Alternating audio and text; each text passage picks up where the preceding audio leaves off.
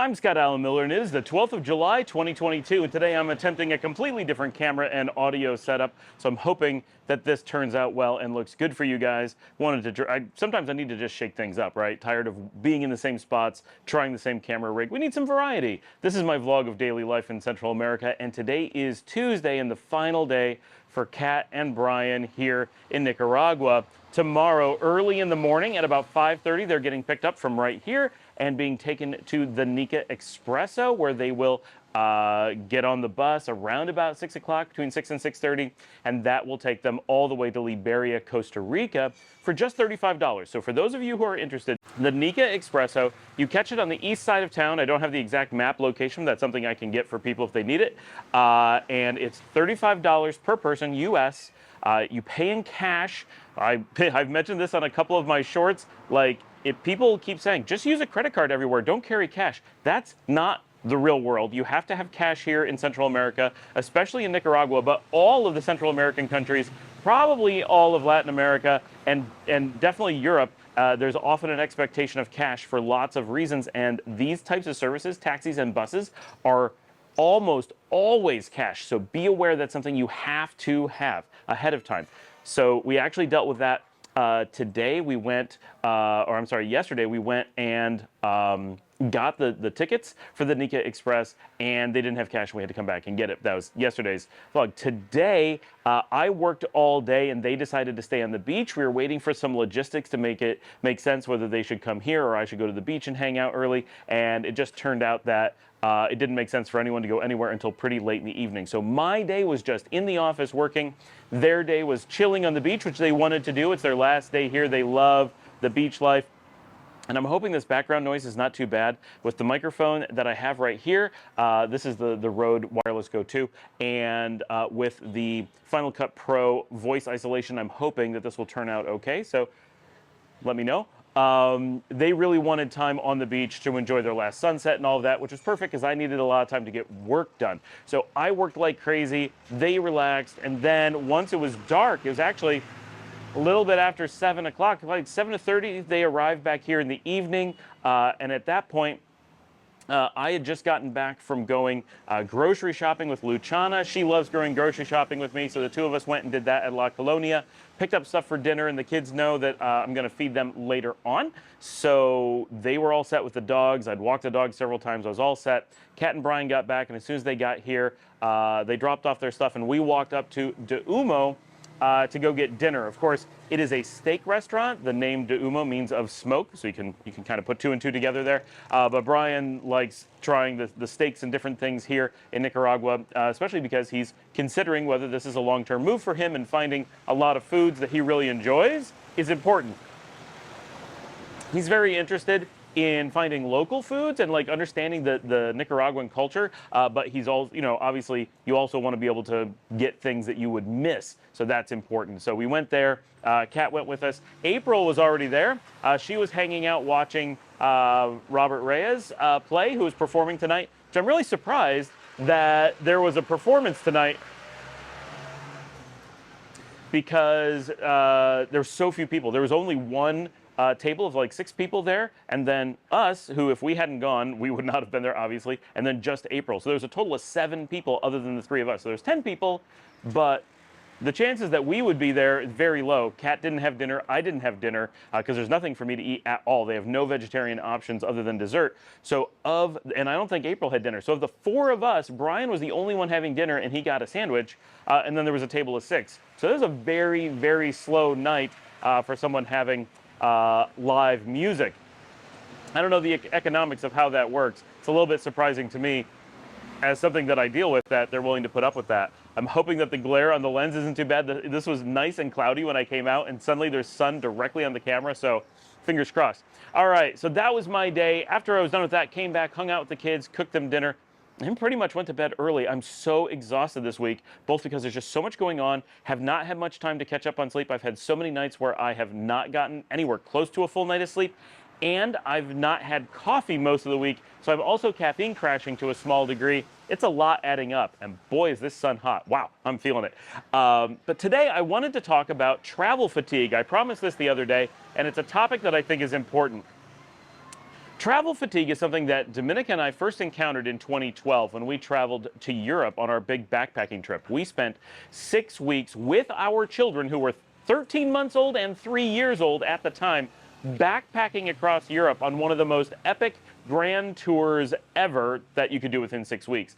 It was incredible. We went to England, France, Belgium, Germany, back to France, Switzerland, back to Germany, Austria, different parts of Italy, Venice, and then Alba in the western region, then to Barcelona, and our transportation got canceled, then we got stuck in Madrid, and then we went to Portugal, to Lisbon, back to the UK, and back to the US. It was a whirlwind trip and very exhausting. Luckily, we had rail passes and were able to move fluidly very quickly, and we done a podcast on that, which I really hope I can dig up for you guys.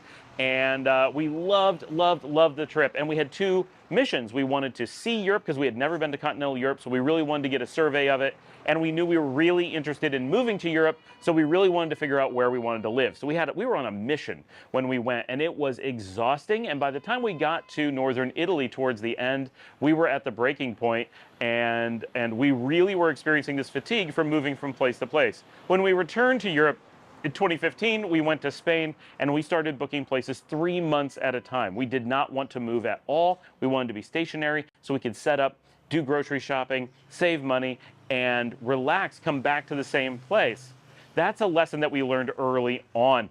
We did not like, and when you're in the United States, if you're like, oh, I'm gonna go to Disney World for a week, you don't move around. You might do lots of different things, but you're generally in one place. If you're gonna go see Chicago for a 4-day long weekend, you're gonna stay in one hotel and just see different things around the city, visit a museum, go to a park, go see a show, get special dinners, whatever.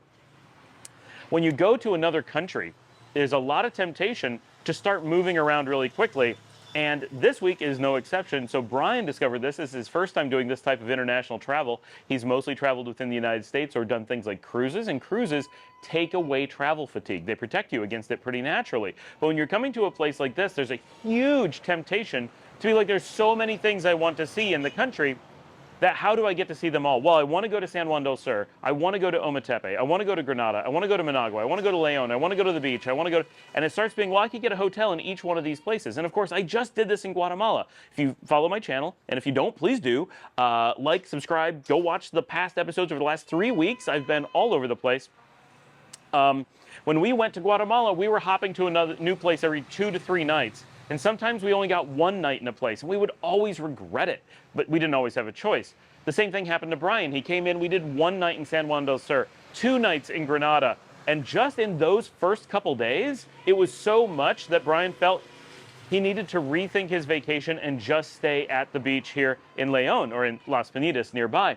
That little bit of just hopping from hotel to hotel right at the beginning can cause huge exhaustion. Now, of course, all people are different, and if you have nothing to do but travel, if all of your stuff is being taken care of by a chauffeur who's taking you from town to town, it may not matter very much, and you might be fine with moving pretty quickly. But if you're like me and you need to set up a laptop and do your video editing and uploads and downloads and get the Wi-Fi going and all these different things, those moves can be pretty stressful. If you're not used to the travel, or you gotta take a bus everywhere, you gotta figure out what your next hotel is, what your next travel mechanism is going to be, you may find that it is very challenging to go from place to place quickly. And my dogs are whining at us now because they don't like that I'm out here talking. They're right next to the camera. So you have to be really aware, and something that Dominica and I just learned long ago is that when we go to a place, if we're gonna move from place to place really quickly, we have to really account for that. Like, it's okay once or twice, but boy, you've got to have a lot of time to not be doing that in order to make it work. And so you really, generally, for most people, you're gonna get a lot more enjoyment out of a trip if you stay in a place long enough to settle in, be able to go see things leisurely, be able to relax at the end of the day. And one of the big things that people don't really take into account is obviously the transportation, but bigger than that is not having a hotel during the day. So for example, we went to the beautiful Hotel Alcazar in San Juan del Sur, and it was great, and we wanted to be able to hang out there, but we couldn't. By the time we checked in, the first thing we wanted to do is get dinner, get back from dinner, go straight to sleep. Get up in the morning, you'd like to relax in the hotel, but we can't. First thing we gotta do, pack everything up because we're leaving immediately. that's a very frustrating experience that you never get the time to enjoy your hotel during the day. You never get to just settle in, you never get to upload, download, watch something, relax. You have the middle of the day is spent transitioning between hotels, whether it's just 30 minutes or whether it's 10 hours. It's a lot of time where you are homeless and just moving from spot to spot. And of course, backpackers are used to this and they know that that's going to happen, but it's something you have to build in. And if you're new to traveling, you really got to think about it because that fatigues you very quickly. So in our first few days, we only had one time in Granada where we were stationary for a single daytime where we were able to leave our bags behind. We didn't have to carry stuff. We didn't have to worry about finding transportation right that moment. Every other day it was, he flew in from the US, he was in Costa Rica, had to get his transport from Costa Rica to Nicaragua, got there, got to sleep, had to get transportation to Granada, get there, get into the hotel, but the hotel wasn't ready, so the whole middle of the day we had no hotel, but we were checked in. And then the next day, one day of hanging out, and then right back to the same thing. Got to get up at 7:30, get checked out of the hotel, get on a bus, spend the whole day transferring out to the beach, and then by early afternoon, back on the beach, wait for the hotel room to be ready and all that stuff. It's a lot of time where you are homeless and you're carrying a bag, you're worrying about your stuff, you're trying to figure out the logistics. It fatigues you really quickly, both in being very fatiguing and not getting to do things that you enjoy. Every time that you transfer between locations, you're probably giving up between a quarter and half of your day, sometimes the entire day, some days at a time, right? Where you're not getting to travel and you're just stuck in the mechanisms of travel. Now, of course, if you're like me, if you're on a train or on a bus, I tend to enjoy that time because I like seeing the scenery go by. I like seeing the countryside transition from place to place. I find it very valuable, and that can be really nice. But not many people are like that, and it only works for so much of your time before you're really frustrated. If you get to a city that you like, Granada, for example, you may find lots of restaurants you want to explore, but if you're only there for 2 days, every meal is already accounted for. For us, we never got a chance to just walk around and find a meal in Granada. We went from, from a hotel breakfast directly to, a planned activity. And while there were lots of restaurants we wanted to explore, there's no time to do so. That can be frustrating that you miss out on the things you want to do. And often when you get to a location, that's how it's going to work. And then we spend all that time doing logistics. So thinking about travel fatigue is a really important thing when you're planning your travel, because most people who don't travel extensively, and this happened with my nieces in 2019 when we looked at coming to Europe, they wanted to plan a new city every day. They had no time for doing any activity. We talked them out of that for a lot of the trip, and we spent 2 weeks solidly in Greece. First, just a night in Athens, part of our flight in. You often have to do a transfer with an airport, so that's okay. Sometimes that's something you have to do. Then we did 1 or 2 nights in Santorini, and then we went on to Crete and stayed there for a couple weeks.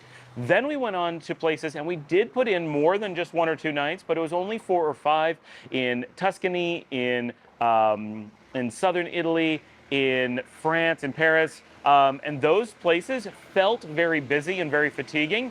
And while we had a really good time and saw lots of things, we actually didn't get a lot of value out of that time because we were so rushed to go from thing to thing. When we look back on that trip, all of us look at our 2 weeks in Greece as being the really amazing time. Partially because it was the early portion, but also because it's when we got to relax. It's when we got to just move into a rented apartment and stay there. We got to put our clothes away, know our location, walk to restaurants, see things we wanted to explore, do spur of the moment, ad hoc activities, and it was wonderful. We loved that time. It was so much more valuable than our really fast sightseeing in the rest of Europe. Of course, all of it was amazing, and I'm not saying you want to give up on seeing lots of things, but you have to balance it, because if you're not careful, that fatigue will catch you, and once you get it, you're going to start to panic on your vacation. So if you are going to do it, I recommend keeping it towards the end of your vacation. You don't want to be worn out on a vacation, on a travel plan, because you fatigued yourself early and then have to use what little bit of time you have to recover rather than enjoying where you are. But my own personal experience, I would prefer to go see many fewer things and stay in a spot and get to know that spot really well. Because part of the fun in travel, at least for me, I want to get to know the grocery stores. I want to get to know the local street food. I want to get to know the neighborhood and not just the tourist activities. And you can't really do that if you're hopping from place to place really quickly. It takes time to explore. It takes time to be able to walk around. It takes time to drop your bags, leave your stuff, charge things up. And that's another thing, just charging things takes time. If you're moving constantly, you start to panic about being able to charge your devices. All that stuff I prefer to get to know a place, and if you're going to take day trips from there, that's fine. That's a lot less fatiguing than actually moving yourself day to day. For some people, the constant movement is going to be fine. You need to figure out if you're one of those people. For me, I can handle a lot more day-to-day movement than Brian can, for example, and certainly a lot more than Dominica can.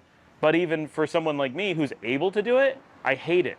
And I always have to work. So for me, I've always got to have the laptop hooked up. I've always got to have my cameras uploading. I've got to have many devices charging. Often I have to charge more devices than there are plugs for in my hotel room. Like, it can be really extreme. I need to upload more per day than most hotel rooms can upload in a day. I need to charge more devices than most hotel rooms can charge in a day. So for me, it's always pushing the limits of wherever I am, and that fatigue for me personally makes it even worse. But I still handle that pretty well, and I know that for my own sake, if I'm on vacation, I got 2 weeks, that means 1 location for me. 3 weeks, that means 2 locations. 4 weeks, I can start to look at 3, maybe 4 locations, but that's about it. I never want to go to a location for less than a week unless it's like on the way to something, and I really know that I'm just stopping by, I'm not settling in, I'm just gonna, hit a place that's not a very big location while I'm on somewhere. So just want you to think about fatigue during travel, because I think it's a really important factor in making travel something that's really good for you. I also want to mention, because this happened on the morning that I'm recording this, is that the euro has fallen below the dollar in value for the first time since it's been in circulation. This is a really big deal, and I bring this up because I just mentioned our European trips. European trips traditionally are very expensive for Americans, not because the euro is worth more than the dollar, simply because things in Europe are more expensive generally. But right now, the US dollar is really strong compared to the euro, and that means your dollar is going to go farther than it ever has before since the euro was introduced, since the single currency has been available in Europe. So this is an opportunity to see Europe broadly, which I just mentioned not to do, of course, but this is your chance to just see all those different parts of Europe that use the euro at a cost you have never seen before and are unlikely to see anytime again soon. So I would recommend, if you can take advantage of that, this is the perfect time to go visit Europe. Never before has it been so affordable since they went to the currency. And in the old days, it was like, well, because the lira was really low and you could get, yeah. But now this is a big opportunity, and especially if you're young and you're looking for a travel destination to explore, Europe is so often just ruled out because of price. It's worth looking at again now. And this is just in the last few weeks. The currency has come down so quickly that everything has changed. And while Great Britain, England is not on the euro, they are on the pound, and the pound has equally or nearly equally decreased like the euro, even though it's a completely different currency and it is stronger than the dollar or larger than the dollar. It is still at a low, maybe not the all-time low, I'm not sure, but it's at a very low ebb versus the dollar. So just like Europe, Great Britain is also a really good value for Americans right now. Thanks for joining me. Remember to like and subscribe, leave your comments below, questions, anything. Let me know about your travel fatigue stories, or whether or not you're even a person who finds there to be fatigue, or do you have techniques for avoiding it. I appreciate all of the conversation that goes on here, and let me know about this camera setup, what you think, and hopefully the noise isn't too bad. And it's a really hot day out here. I was not expecting it to be this hot when I started. Thanks for joining me. I'll see you all tomorrow.